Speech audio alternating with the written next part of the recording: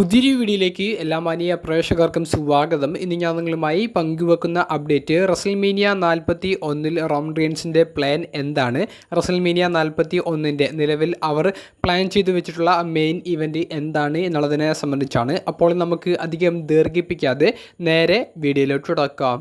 Super താരമായ Roman Reigns WrestleMania 40 അദ്ദേഹത്തിൻ്റെ undisputed WWE championship Cody റോഡ്സിനെതിരെയുള്ള മത്സരത്തിൽ പരാജയപ്പെട്ടതിനു ശേഷം പിന്നീട് WWEയുടെ ഓൺ സ്ക്രീനിലേക്ക് ഒരു തിരിച്ചുവരവ് നടത്തിയിട്ടില്ല.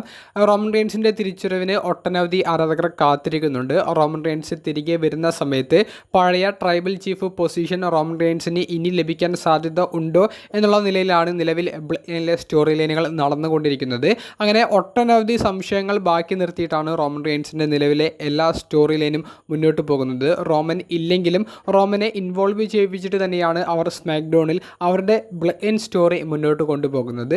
എന്നാൽ നിലവിൽ റെസ്ലിംഗ് ഒബ്സർവർ ന്യൂസ് ലെറ്റർ എന്ന ഒരു വെബ്സൈറ്റ് റിപ്പോർട്ട് ചെയ്യുന്നത് അനുസരിച്ച് റോമൻ റീൻസിൻ്റെ റസൽമേനിയ 41 പ്ലാൻ റോമൻ റീൻസിന് മെയിൻ ഈവൻറ്റ് മത്സരം ലഭിക്കില്ല എന്നുള്ളതാണ്. അതായത് കഴിഞ്ഞ കുറച്ച് വർഷങ്ങളായി ട്രൈബൽ ചീഫ് ക്യാരക്ടറിലൂടെ മെയിൻ ഇവൻറ്റ് ചെയ്തു വന്നിരുന്ന റോമൻ റീൻസിന് അടുത്ത വർഷം ലാസ് വെഗാസിൽ വെച്ച് നടക്കാൻ പോകുന്ന റസൽമേനിയ 41 മെയിൻ ഇവൻറ്റ് ചെയ്യാൻ സാധിക്കില്ല എന്നാണ് ഡേവ് മെൽസർ റിപ്പോർട്ട് ചെയ്യുന്നത്.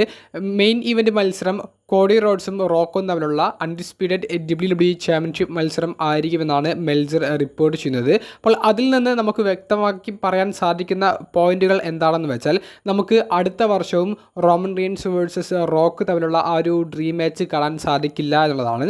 നിലവിൽ റോക്കും റോമൻ റീൻസിനും ഇടയിൽ യാതൊരുവിധ പ്രശ്നങ്ങളും ഇല്ലാതെയാണ് റസൽമേനിയ 40 അവരുടെ സെഗ്മെൻറ്റുകളെല്ലാം അവസാനിച്ചിട്ടുള്ളത്. റോക്ക് അദ്ദേഹത്തിൻ്റെ കഴിവിൻ്റെ പരമാവധി റോമൻ റീൻസിനെ റസൽമേനിയ 40 വിജയിപ്പിക്കാൻ ശ്രമിച്ചിട്ടുണ്ട്. എന്നാൽ അവർക്ക് റോമൻ റീൻസിനെ വിജയിപ്പിച്ചെടുക്കാൻ സാധിച്ചില്ല. പിന്നീട് റോക്ക് വന്ന് കോഡി റോഡ്സിന് ഷെയ്ക്ക് ഹാൻഡൊക്കെ കൊടുത്തു പോകുന്നതാണ് കാണാൻ സാധിച്ചത് എന്നുണ്ടെങ്കിലും റോക്ക് പിന്നീട് റോമൻ റീൻസിനെതിരെ യാതൊരുവിധ അഭിപ്രായവും നടത്തിയിട്ടില്ല. റോമൻ റീൻസ് തിരികെയും നടത്തിയിട്ടില്ല. അതുകൊണ്ട് തന്നെ റോക്ക് വേഴ്സസ് റോമൻ തമ്മിലുള്ള ആ ഒരു ഫ്യൂഡ്, ആ ഒരു സ്റ്റോറി ഇതുവരെ അവർ കിക്ക് ഓഫ് ചെയ്തിട്ടില്ല. കോഡി റോഡ്സ് വേഴ്സസ് റോക്ക് തമ്മിലുള്ള ആ ഒരു സ്റ്റോറി വരുന്നതിൻ്റെ സൂചന അവർ തന്നിട്ടാണ് റോയിൽ റോക്കിൻ്റെ അവസാന അപ്പിയറൻസ് നമുക്ക് കാണാൻ സാധിച്ചത്.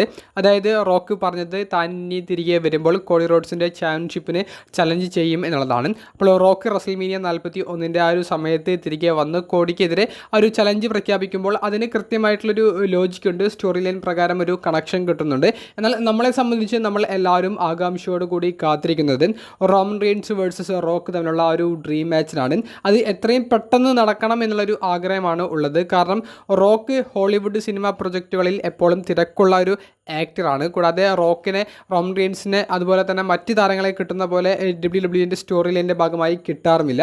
അതുകൊണ്ട് ആ ഒരു ഡ്രീം മാച്ച് എത്രയും പെട്ടെന്ന് നടത്തിയ ആ ഒരു ഡ്രീം മാച്ച് അവസാനിപ്പിക്കാനാണ് ഞാനൊക്കെ വെയിറ്റ് ചെയ്യുന്നത്. അത് റസൽമേനിയ 41 കാണാൻ സാധിക്കില്ല എന്ന് പറയുമ്പോൾ വളരെ സങ്കടപ്പെടുത്തുന്ന ഒരു കാര്യമാണ്.